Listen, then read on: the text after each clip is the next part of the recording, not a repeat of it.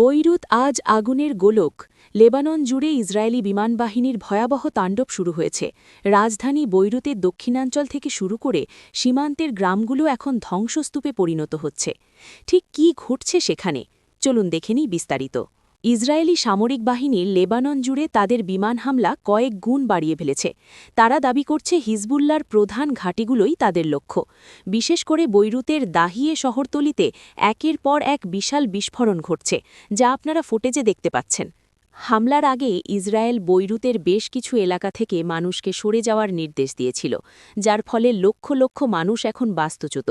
তারা ঘরবাড়ি ছেড়ে খোলা আকাশের নিচে বা রাস্তার ওপর আশ্রয় নিয়েছে। দাহিয়ে এলাকাটি এখন জনশূন্য এক ধ্বংসপুরী। ইরানের সর্বোচ্চ নেতার মৃত্যুর পর থেকেই ইসরায়েল ও হিজবুল্লার মধ্যকার এই সংঘাত চরম পর্যায়ে পৌঁছেছে। ইসরায়েল শুধু ইরান নয়, বরং লেবাননে হিজবুল্লার সামরিক সক্ষমতা পুরোপুরি ধ্বংস করতে চাইছে।